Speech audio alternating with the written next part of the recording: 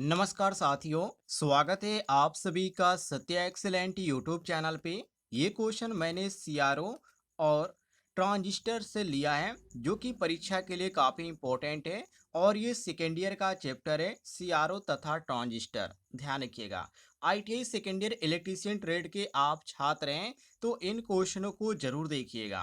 पहला सवाल आप सभी के सामने है जिसमें पूछा जा रहा है कि कैथोड रे ऑसिलोस्कोप, जिसका सीआरओ का पूरा नाम होता है कैथोड रे ऑसिलोस्कोप, का मुख्य कार्य क्या है।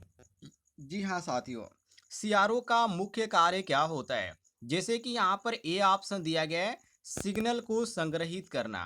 तो ध्यान रखिएगा, ये आपका पहला ऑप्शन गलत हो जाएगा, क्योंकि सीआरओ जो होता है वो सिग्नल को स्टोर नहीं करता है, केवल एक अस्थायी रूप से प्रदर्शित करता है। तो इस कारण हमारा ए ऑप्शन गलत हो जाता है।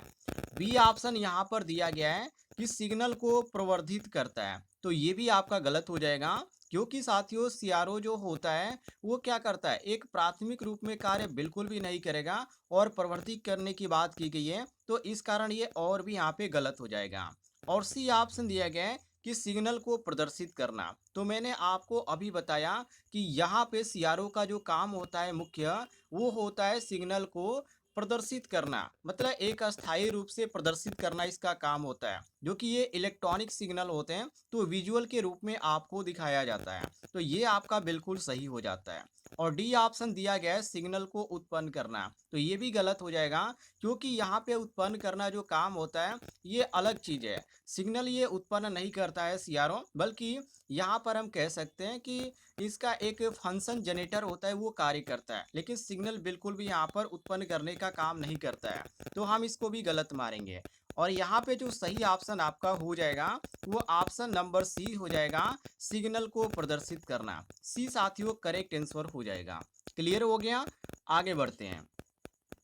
अगले सवाल में क्या पूछा जा रहा है, अगले सवाल में पूछा जा रहा है सीआरओ में वर्टिकल डिफ्लेक्शन फ्लैट का कार्य क्या है। ये भी क्वेश्चन आपका इंपॉर्टेंट है। जैसे कि यहाँ पर ए ऑप्शन दिए गए इलेक्ट्रॉन बीम को क्षैतिज दिशा में मोड़ना, तो ये आपका बिल्कुल गलत हो जाएगा, क्योंकि साथियों ये जो काम करता है हॉरिजॉन्टल में काम करता है, न कि यहाँ पे क्षैतिज में काम करता है। ध्यान रखिएगा। और यहाँ पे आपका बी ऑप्शन दिए गए इलेक्ट्रॉन बीम को ऊर्ध्वाधर दिशा में मोड़ना, तो ये आपका जो है बिल्कुल सही है, क्योंकि वर्टिकल जो प्लेट होते हैं वो बीम को ऊपर नीचे दिशा में, ये आप एक तरह से कैसे हैं तो सही तरह से यहाँ पे क्या करते हैं, डिफ्लेक्ट करते हैं। और ये जो आपका दिया गया है ऑप्शन बी में दिया गया है बिल्कुल करेक्ट आंसर।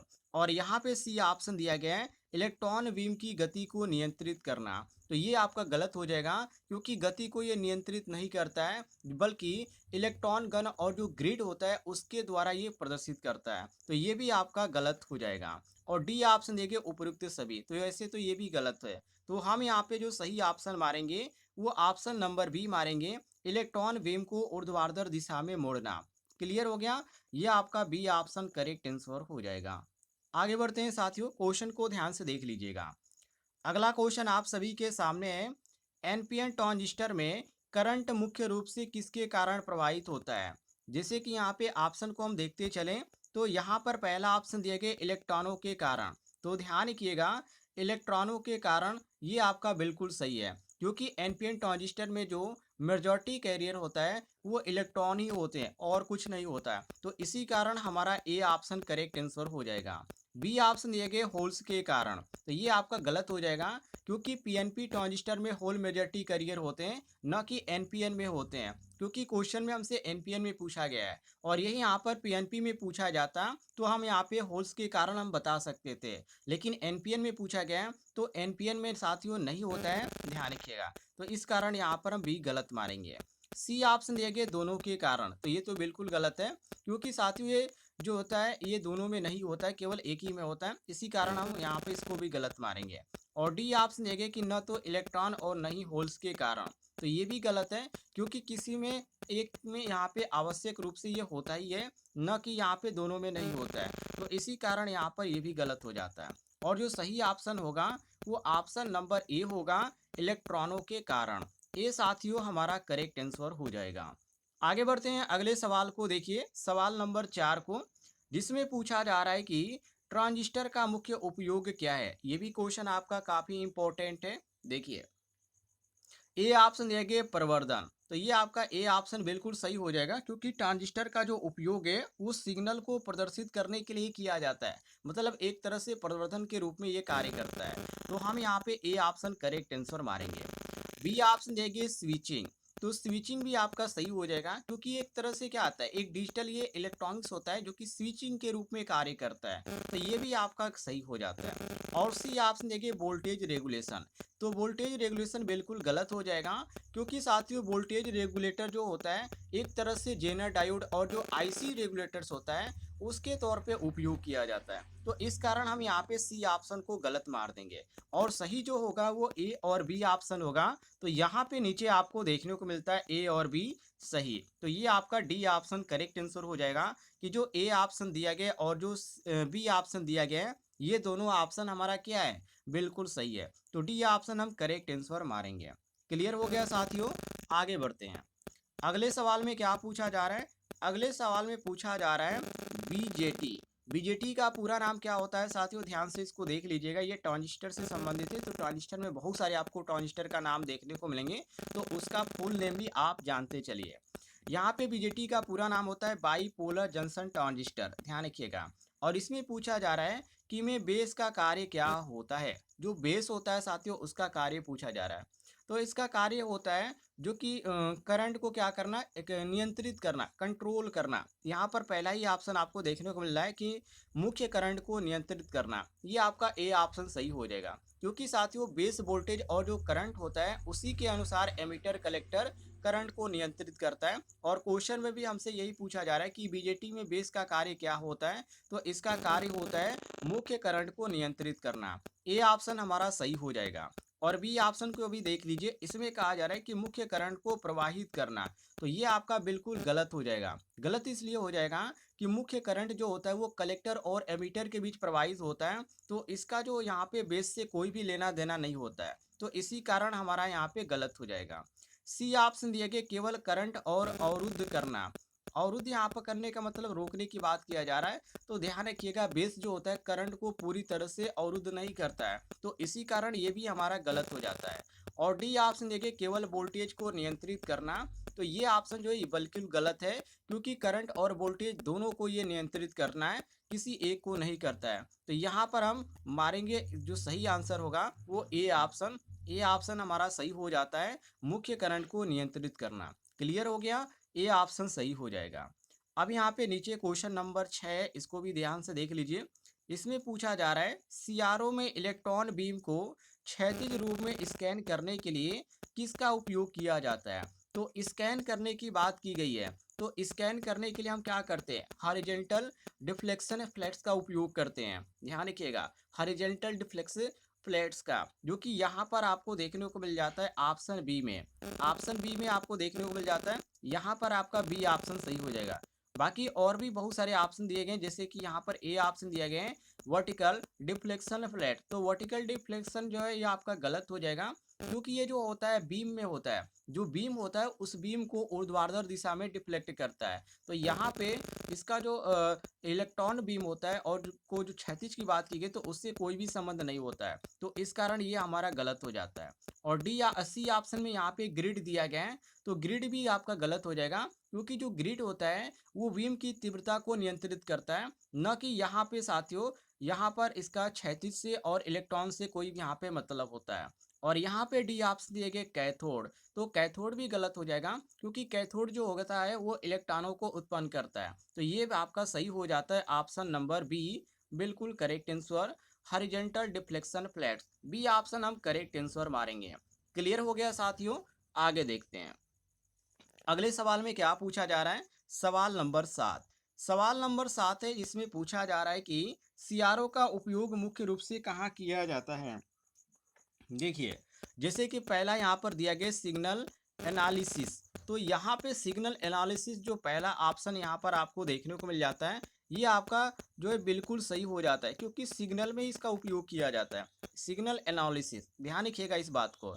ये आपका बिल्कुल सही हो जाएगा, क्योंकि सीआरओ का मुख्य कार्य यही होता है कि जो इलेक्ट्रॉनिक सिग्नल होते हैं उन सिग्नलों को विजुअल के रूप में दिखाना। जैसे आप टीवी पे कोई चित्र देखते हैं तो वो क्या होता है, एक सिग्नल की तरह वो आपका आता है, और यहाँ पे आपको एक विजुअल की तरह आपके टीवी पे शो होता है। तो उसी चीज़ को यहाँ पे कहा जा रहा है। तो हम यहाँ पे ए ऑप्शन करेक्ट आंसर मारेंगे। सीआरओ का मुख्य कार्य यही होता है। और यहाँ पर आप देखेंगे तो बी ऑप्शन दिया गया है, रेडियो सॉरी ऑडियो रिकॉर्डिंग। तो ऑडियो रिकॉर्डिंग जो होता है ये आपका अलग चीज़ होता है। ये जो होता है ये कार्य किसका होता है, माइक्रोफोन हो गया और जो रिकॉर्डिंग डिवाइसेस होती है उसके द्वारा किया जाता है ऑडियो रिकॉर्डिंग। ये सीआरओ का इससे कोई भी लेना देना नहीं होता है। तो ये आपका बिल्कुल गलत हो जाता है।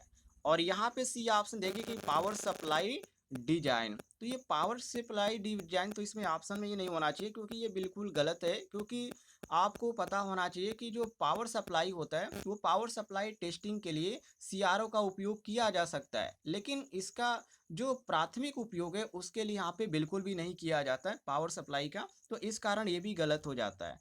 और यहाँ पे डी ऑप्शन देंगे बी और सी, तो यहाँ पे आप इसको छोड़ दीजिए, क्योंकि ये तो बिल्कुल गलत है। उन्हीं ऑप्शनों को कहा जा रहा है जो गलत है। तो हम यहाँ पे जो सही ऑप्शन मारेंगे वो ऑप्शन नंबर ए मारेंगे, सिग्नल एनालिसिस। क्लियर हो गया साथियों? आगे बढ़ते हैं, सभी क्वेश्चनों को ध्यान से देखते चलिएगा। अगले क्वेश्चन में क्या पूछा जा रहा है, क्वेश्चन नंबर 8, जिसमें पूछा जा रहा है यदि एक साइन वेव की फ्रीक्वेंसी 1 किलो हर्ट्ज है तो सीआरओ पर इसकी एक साइकिल की अवधि कितनी होगी। ये सवाल है। अब इस सवाल को आपको लगाना है, कैसे लगेगा चलिए आपको बताते हैं। सबसे पहले देखिए क्या दिया गया है, फ्रीक्वेंसी कहा जा रहा है कि 1 किलो हर्ट्ज है। 1 किलो हर्ट्ज है फ्रीक्वेंसी, ठीक है। तो यहाँ पे फ्रीक्वेंसी जो दिया गया है 1 किलो हॉटेज दिया गया, तो हम इसको क्या करेंगे, पहले तो आप इसको एक जगह लिख लीजिए। तो यहाँ पे हम लिखेंगे फ्रीक्वेंसी एफ बराबर 1 किलो एच जेड, मतलब कि 1 किलो हर्ट्ज। तो किलो को आप 1000 लिख सकते हैं, कोई दिक्कत नहीं है। तो हम यहाँ पे क्या इसको लिख सकते हैं, 1000 हर्ट्ज लिख सकते हैं, कोई दिक्कत नहीं है। अब यहाँ पे 1000 हर्ट्ज हो गया, ये आपका क्लियर हो गया।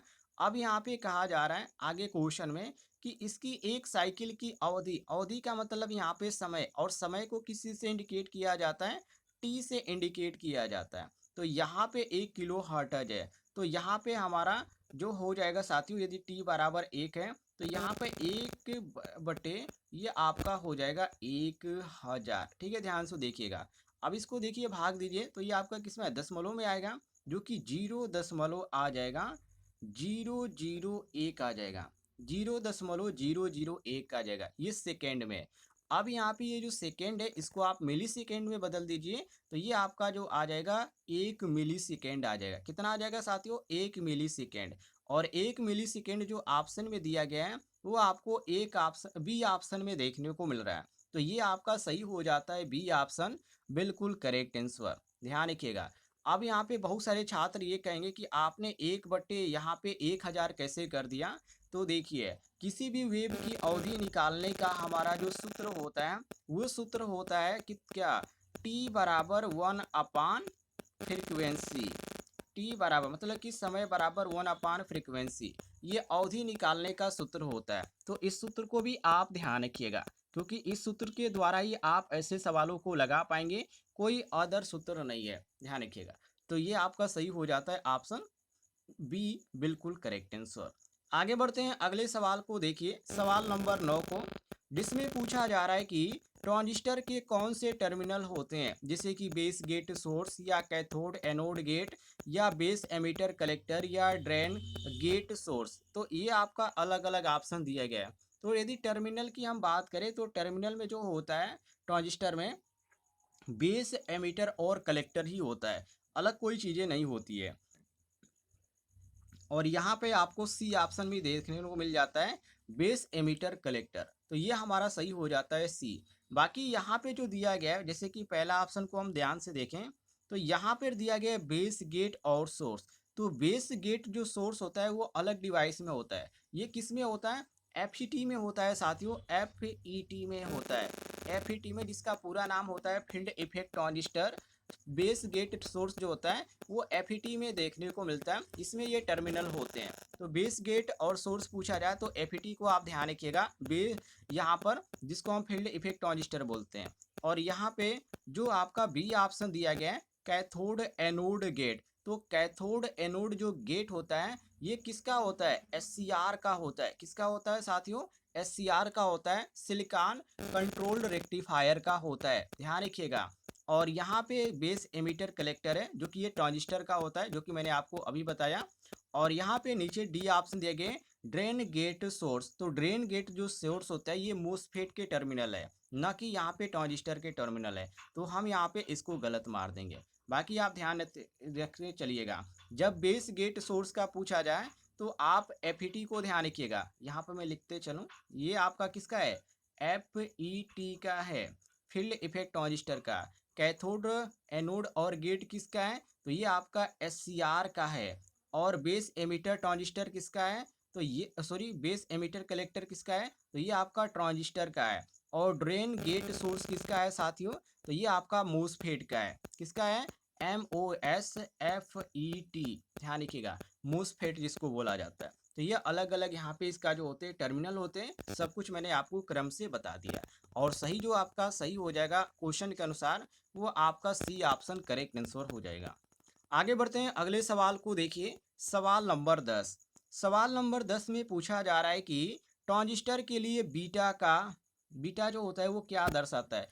ट्रांजिस्टर के लिए यदि बात करें बीटा क्या दर्शाता है, तो ये करंट गेन को दर्शाता है। मतलब कि जो करंट है वो क्या है, ये कि जो होता है ये पैरामीटर में होता है। तो यहाँ पे ट्रांजिस्टर का ये करंट गेन होता है जो कि बीटा के अनुसार जाना जाता है।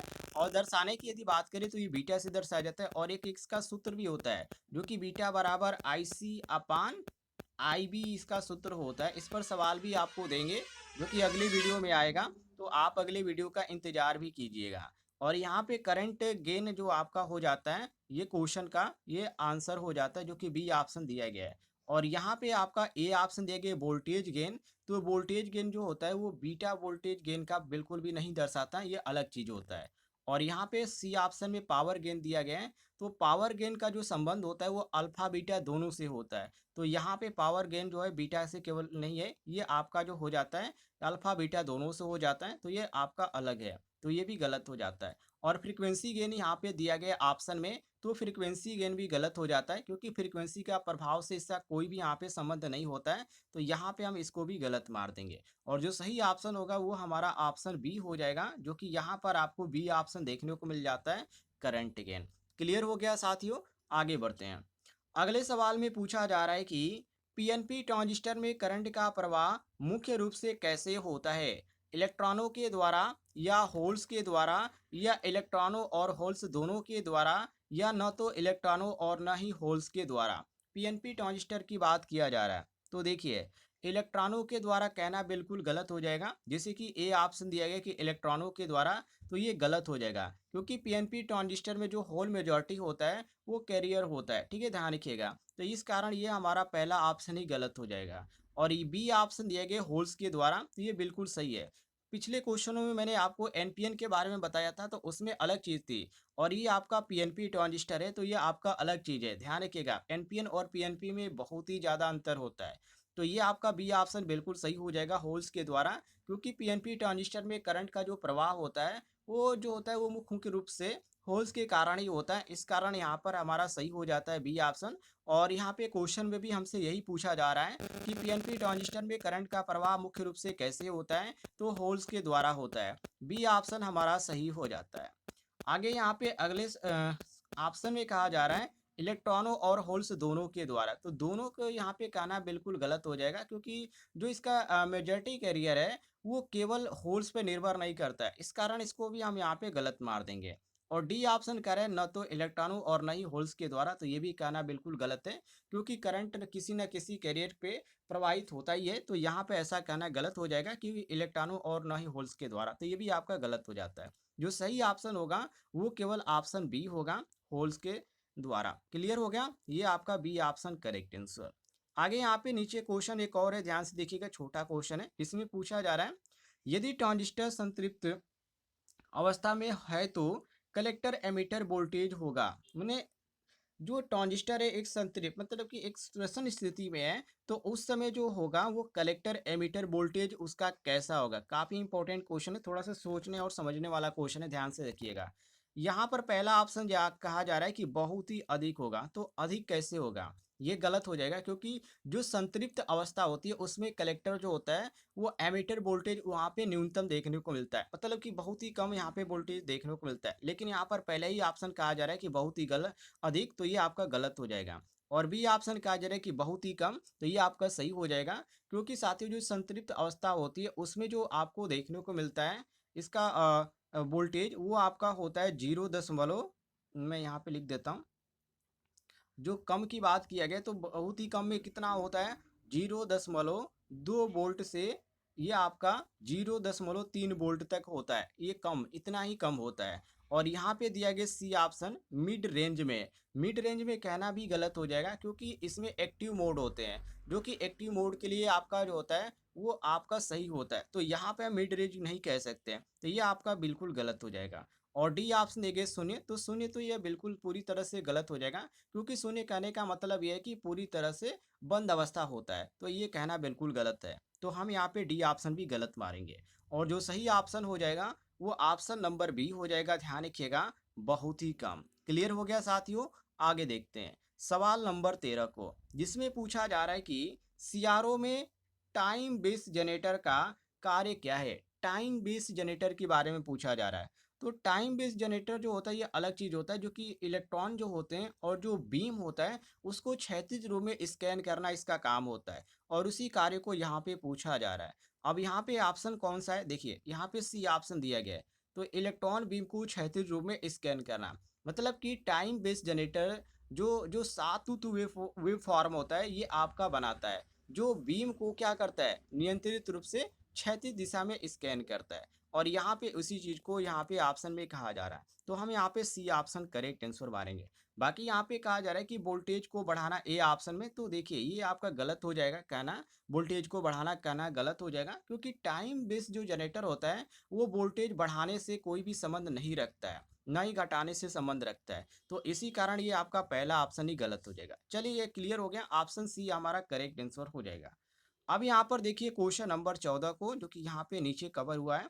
इसमें कहा जा रहा है कि यदि सिग्नल का वोल्टेज बढ़ता है तो सीआरओ पर डिस्प्ले कैसा दिखेगा। वेरी वेरी इंपॉर्टेंट क्वेश्चन है, काफी इंपॉर्टेंट क्वेश्चन है साथियों। देखिए यदि साथियों सिग्नल का वोल्टेज बढ़ता है तो वहाँ पे जो आपको देखने को मिलेगा सीआरओ में ऊर्ध्वाधर होगा, मतलब कि डिफ्लेक्शन वोल्टेज के अनुसार ये कार्य करना शुरू कर देगा यदि वोल्टेज बढ़ता है तो। और यहाँ पर यही चीज़ें ऑप्शन में कहा जा रहा है कि वेव फॉर्म का ऊर्ध्वाधर आकार बढ़ जाएगा, ये आपका बी ऑप्शन बिल्कुल सही हो जाएगा, क्योंकि उसका जो ऊर्ध्वाधर होता है उसका आकार जो होता है, मान लीजिए कोई डिस्प्ले पर शो कर रहा है और उसमें यदि वोल्टेज यदि बढ़ जाता है तो वो अच्छी क्वालिटी में हो जाता है, और स्क्रीन का जो डिस्प्ले होता है वहाँ पे पूरा कवर करके आपको फिगर देखने को मिलता है, और उसी चीज़ को यहाँ पे पूछा जा रहा है, तो हम यहाँ पे बी ऑप्शन बिल्कुल करेक्ट आंसर मारेंगे। क्लियर हो गया, बी ऑप्शन सही हो जाएगा। आगे देखते हैं अगले सवाल में क्या पूछा जा रहा है। ये सभी सवाल यहाँ पे आधा आधा कट के आ रहे हैं, अब इसको हटाना पड़ेगा। ये देखिए, चलिए हो गया। अब यहाँ पे 15 को देखिए, अब ऐसे देखिए क्वेश्चन को। अब इसमें साथियों क्या पूछा जा रहा है, इसमें पूछा जा रहा है कि सीआरओ में इंटेंसिटी कंट्रोल का उपयोग किस लिए किया जाता है। ये भी क्वेश्चन आपका इंपॉर्टेंट है। देखिए वेव फॉर्म जो होती है उसकी चमक को कंट्रोल करने के लिए क्या किया जाता है, इंटेंसिटी कंट्रोल का उपयोग किया जाता है। और यहाँ पे ऑप्शन में आपका कौन सा मैच कर रहा है, तो ऑप्शन ए मैच कर रहा है। यहाँ पर ध्यान से पढ़िए, लिखा गया है वेव फॉर्म की चमक को नियंत्रित करने के लिए। ए ऑप्शन साथियों हमारा करेक्ट आंसर हो जाएगा।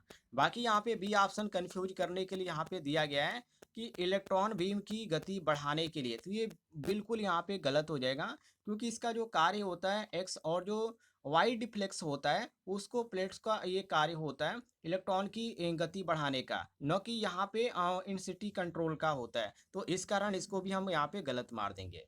और सी ऑप्शन देंगे वोल्टेज को समायोजित करने के लिए, तो ये भी साथियों हमारा क्या हो जाएगा, गलत हो जाएगा, क्योंकि यहाँ पे वोल्टेज को संयोजित करने का जो काम होता है वो वोल्टेज कंट्रोल नॉब होता है उसका होता है, तो ये ध्यान रखिएगा। तो ये भी हमारा गलत हो जाता है। और यहाँ पे डी ऑप्शन देंगे सिग्नल की फ्रीक्वेंसी बदलने के लिए, तो ये भी हमारा गलत हो जाएगा, क्योंकि फ्रीक्वेंसी सिग्नल्स के जो स्रोत होते हैं उस पे ये निर्भर करता है, न कि यहाँ पे बदलने के यहाँ पे ऊपर होता है। तो यहाँ पर ये भी गलत हो जाता है, और जो सही ऑप्शन होगा वो ऑप्शन नंबर ए हो जाएगा। ये ऑप्शन बिल्कुल करेक्ट आंसर। आगे देखते हैं अगले सवाल को, सवाल नंबर 16, जिसमें पूछा जा रहा है कि ट्रांजिस्टर का कट ऑफ रीजन क्या दर्शाता है। जो कट ऑफ रीजन होता है साथियों वो क्या दर्शाता है, तो वो जो होता है वो टर्मिनल का पूरी तरह से ऑफ हो जाता है, तो ये इसको शो करता है कि यहाँ पे ऑफ है या ऑन है, तो ये चीज़ को दर्शाता है। मतलब यहाँ पे कहा जाए तो सही तरह से, तो यहाँ पे जो कट ऑफ अवस्था होती है उसमें बेस करंट होता है, ठीक है। तो ये उसको क्या करता है, मतलब कि उसमें दर्शाता है कि कलेक्टर के में करंट भी है या नहीं है, या करंट ज़्यादा हो रहा है या कम हो रहा है, तो उस चीज़ को ये दर्शाता है, जिसको हम कट ऑफ रीजन के नाम से जानते हैं। और यहाँ पे आपका जो सही दिया गया है वो ऑप्शन नंबर बी दिया गया है, यहाँ पर आप पढ़ सकते हैं, बी ऑप्शन हमारा सही हो जाएगा।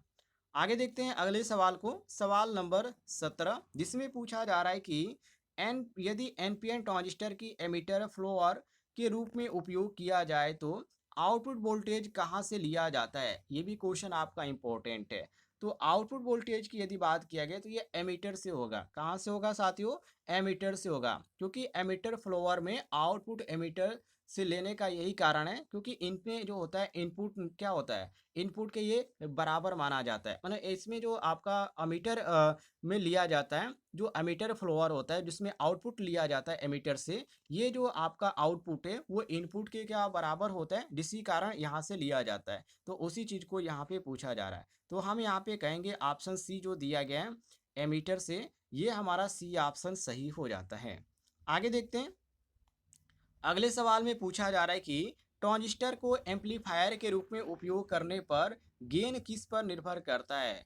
तो ये जो निर्भर करता है साथियों केवल केवल करंट और वोल्टेज पर निर्भर करता है, जो कि ऑप्शन में यहाँ पे दिया गया है कि करंट और वोल्टेज, सी ऑप्शन दिया गया है, ध्यान से पढ़िए, सी ऑप्शन यहाँ पे दिया गया है करंट और वोल्टेज दोनों पर, क्योंकि इसका सूत्र भी जो होता है वो पी बराबर क्या होता है, वी आई होता है, तो वी क्या है, वोल्टेज है, और आई क्या है, करंट है, तो उसी चीज़ को यहाँ पे पूछा जा रहा है। तो हम यहाँ पे कहेंगे करंट और वोल्टेज दोनों पे निर्भर करता है, ध्यान रखिएगा। क्लियर हो गया। और यहाँ पे केवल वोल्टेज पर दिया गया, तो ये तो बिल्कुल गलत हो जाएगा, क्योंकि वोल्टेज पे ही नहीं करता है, करंट पे भी करता है, तो इसी कारण हम यहाँ पर मारेंगे सी ऑप्शन। आगे बढ़ते हैं साथियों, अगला सवाल आप सभी के सामने, जिसमें पूछा जा रहा है कि ट्रांजिस्टर की संतृप्त अवस्था में कलेक्टर एमिटर बेस कितना होता है। कलेक्टर एमिटर बेस की बात किया गया तो ये कितना होता है, तो मैंने आपको बताया था कि लगभग 0.2 वोल्ट से होता है, उससे ज़्यादा यदि बात किया जाए तो 0.3 वोल्ट तक होता है, उससे अधिक नहीं होता है। तो ये आपका दिया गया ऑप्शन बी बिल्कुल सही आंसर। आगे बढ़ते हैं क्वेश्चन नंबर 20 को देखिए, और इस वीडियो का ये लास्ट क्वेश्चन है, और इसमें पूछा जा रहा है ट्रांजिस्टर बायसिंग का मुख्य उद्देश्य क्या है। तो बायसिंग की यहाँ पे बात किया जा रहा है, तो बायसिंग का जो मुख्य उद्देश्य होता है ये ट्रांजिस्टर को ऑपरेटिंग करने की बात किया जाता है। तो यहाँ पे जब भी ट्रांजिस्टर को ऑपरेटिंग करने की बात किया जाता है तो उसको बायसिंग के नाम से जाना जाता है। तो ट्रांजिस्टर को उचित ऑपरेटिंग रीजन में बनाए रखने के लिए हम यहाँ पे इसका उपयोग करते हैं। तो यहाँ पे इसका मुख्य उद्देश्य यही पूछा गया है। तो हम यहाँ पे कहेंगे कि जो ऑप्शन में आपका सही मैच कर रहा है वो ऑप्शन नंबर बी मैच कर रहा है, कि ट्रांजिस्टर को उचित ऑपरेटिंग सिस्टम में बनाए रखने के लिए। ये आपका बी ऑप्शन बिल्कुल करेक्ट आंसर हो जाता है। क्लियर हो गया साथियों। तो ये थी वीडियो एक छोटी सी, यदि आपको जानकारी पसंद आई होगी तो वीडियो पर एक लाइक जरूर कीजिएगा।